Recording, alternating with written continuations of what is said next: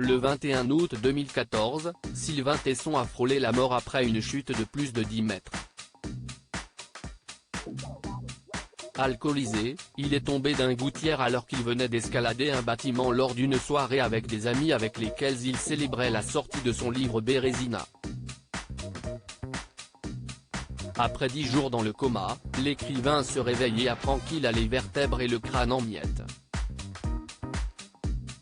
Paralysé d'un côté du visage, il a perdu le goût et est devenu sourd d'une oreille.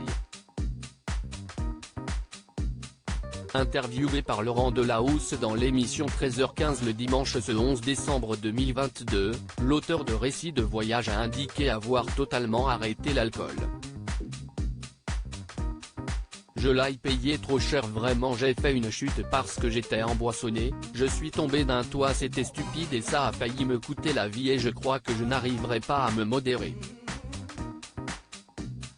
Si est plus facile d'être radical que d'être modéré, donc je préfère arrêter plutôt que d'essayer de réduire. Et puis ça m'intéresserait pas, a-t-il confié.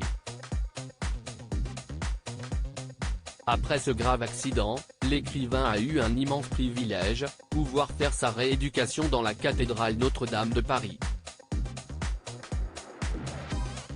Très reconnaissant, l'auteur, qui pesait seulement 55 kilos à l'époque, a expliqué à Laurent Delahousse: « Les autorités m'ont donné la permission de monter tous les jours par la tour nord, par les escaliers de la tour nord et puis ensuite de traverser par la rosace et de rejoindre l'escalier de la tour sud et de monter jusqu'au sommet de la tour, si bien que j'ai fait ma rééducation physique et anatomique ici. »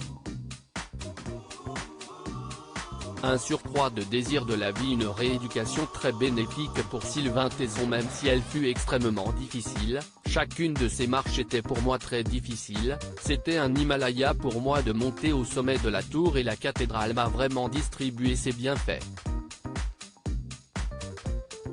Se considérant comme un véritable miraculé, l'écrivain savoure davantage la vie depuis qu'il a failli perdre la sienne. Quand on risque la mort et qu'à un moment on revient à soi et qu'on a la chance qui nous est octroyée de pouvoir revivre, alors il y a indubitablement et inévitablement un surcroît de désir de la vie.